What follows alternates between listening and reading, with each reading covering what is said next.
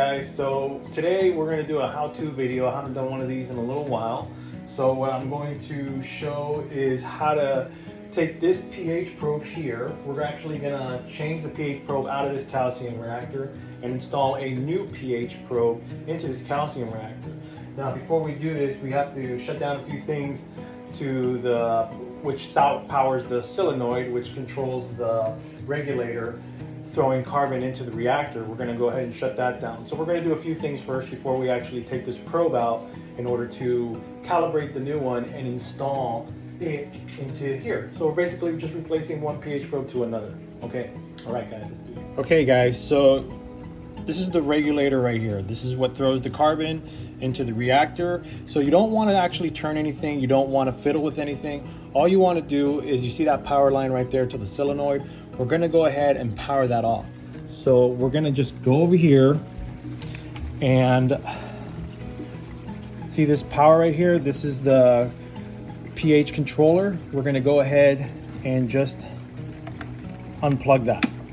Okay, you want to unplug that because if you leave that on while you're messing around with your pH calibration and while you unplug this, it's going to think that, you know, whatever it is on this screen, whatever numbers gives it, if it starts throwing carbon into your calcium reactor, it's going to do some wrong for you when it comes to the effluent line, dripping some stuff in there that you probably don't want to drip because of the fact that you have everything stable already. So first things first, you want to just take the power cord out of the controller, leave it like that, and then we're going to go ahead and we're going to shut down, which I have here labeled, the calcium pumps going to the reactor into itself. And what I do, just to kill any siphon or whatever, I just take it out of the water and I just go ahead and place that there.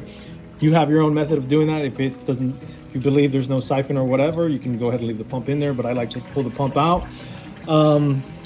There's water going into the sump. So now we're going to go ahead and disconnect the probe from the controller. All you do is just twist it, comes right off. Now you see output number 2 light went on. That's okay. That's just reading that the numbers are really low. It's reading a 4.58 now. So nothing to be concerned about when you see out 2 on your Marine Pinpoint controller going on. If you have a Marine Pinpoint controller, you know, just saying. Now just remember, you want to keep this in the read position. You don't want to change it to high or low while calibrating, and these are the only 2 things we're going to adjust, is the calibration and the slope, but we don't want to touch that yet until we actually start putting the pH probe into calibration solution to start doing the calibration. But you don't want to adjust this, keep it on read, and we'll move forward from there. All right, one more thing before we actually get started with whatever we need to do. Remember, you don't want to adjust anything. You don't want to adjust your effluent line. You don't want to turn anything to your carbon tank. You don't want to mess with anything, set points or whatever. All you were doing here is just switching out a pH probe from an old to a new. So you just want to just disconnect the power. Remember, that's the only thing you're going to do. Just like I said earlier, disconnect the power to the controller. That way the solenoid is not being turned on and off, because once you disconnect it, it's automatically off. There's no carbon going into the reactor. Don't adjust your effluent lines. Don't shut it off trying to stop the fluid. Once you turn off the pumps to your calcium reactor, which is 2 sets of pumps, you got the circulation pump with the reactor, and then you have the pump that actually feeds the water to the reactor. You want to shut those 2 off. You don't need to adjust the effluent line. You don't need to turn off anything to the actual calcium tank itself, or I mean to the carbon tank itself. You don't want to turn any of that. You're just unplugging a few things, and that's it. Okay, so let's get back to this. So we're here and we're going to go ahead and just give this a little untightening, and you see it just sank in. There's water coming out. We want to go ahead and pull that out. Everything should be fine. Always have a napkin or towel on hand to soak up any water that's coming out. Okay, so you can see here we already got the pH probe taken out. Remember, it's disconnected from the pH controller. I got the old one here, no need for it anymore. It's basically served its purpose. And it's about 6 months time before I had to switch out this last one. And the reason why we're doing this and we're switching this one out is because it's no longer able to calibrate correctly to what's needed for the calcium reactor and the pH controller to read this correctly. So if you understand what I'm saying. So we're going to go ahead and we got this new pH controller in here. You can see it's in its little vial. So what we're gonna do is always have a little cup of water on hand, be RO water or whatever, but RO water is best. And I'm gonna go ahead and just untwine this. So we're gonna go ahead and get this all taken care of. And what we're gonna do with this right here is we're gonna go ahead and take this out of here. I'm gonna set this in the cup of water because you never want this probe to go dry at the end. You want to make sure that this area here is always submerged in some sort of liquid, most likely being water.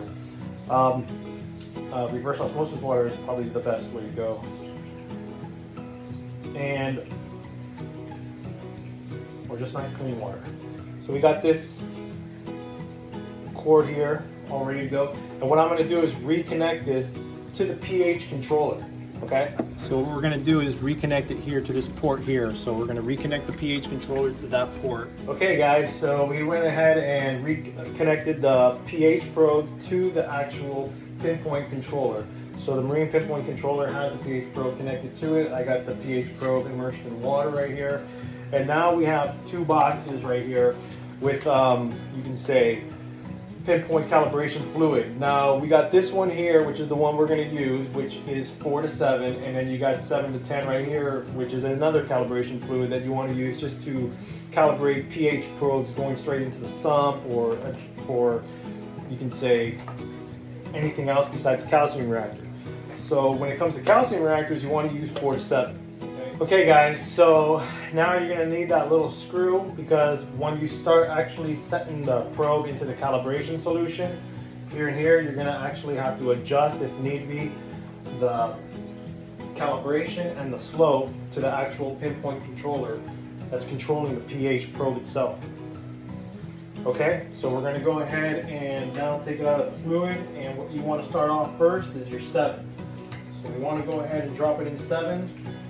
And then what you're going to do is look into your pH controller, and you're going to start adjusting if need be, which I will start adjusting because this is reading much higher than it should. And we're going to start dropping it. Now the numbers will start adjusting itself, and you might want to wait a few seconds, but in my case the number is off by a whole point, so we want to make sure we're down to like closer to 7. So now I'm readjusting the pH probe. This is why we're switching it out. And I'm going to get it to when it reads 7, and we got it at 7 right there. Okay, and it's staying steady at 7. It keeps moving up or down, and then you want to go ahead and still adjust it to 7. It's got to be at 7. So it's reading 7, so it's staying steady right there. So we're going to go ahead and take that out, rinse in a little bit of water, and go ahead, and now we're going to drop it into 4, which is going to be our slope.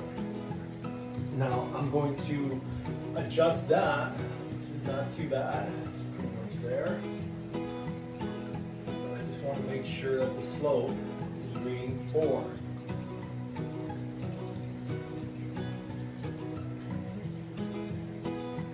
And there we go.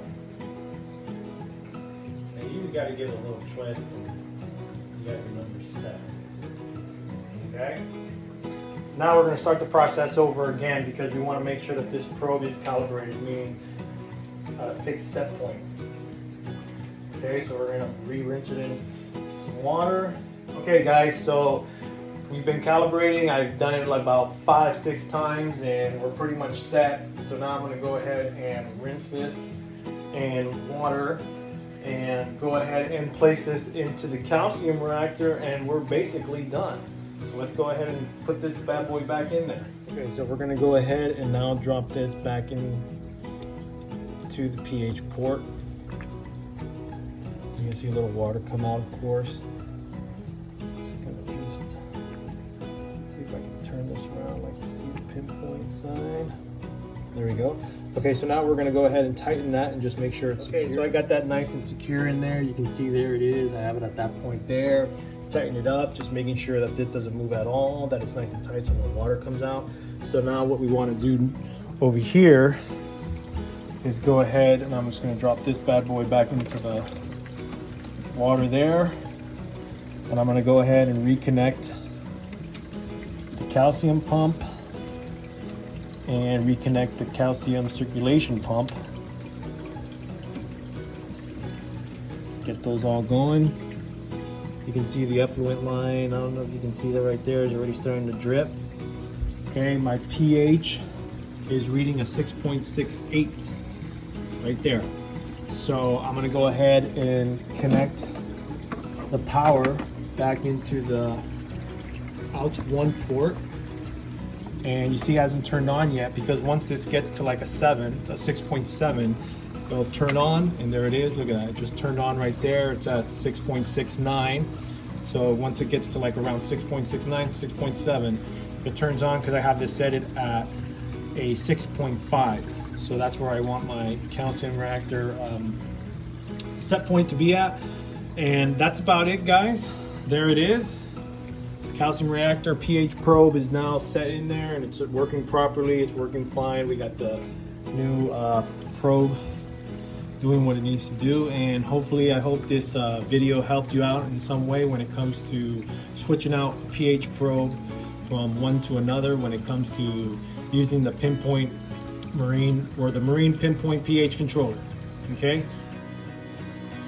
All right, guys, so I hope this video helped you out when it came to switching out that old pH probe to a new one. Just remember that you always want to turn things off and just have it ready for calibration when it comes to calibrating the new probe. And just remember, anytime you're trying to switch out a probe, change something on the pH controller, you want to just disconnect that power from the solenoid to your actual to the solenoid to your regulator, so you don't have excess carbon going into the reactor. So always make sure that's powered off. And hope this video helped you guys out. And this is the Herm saying goodbye.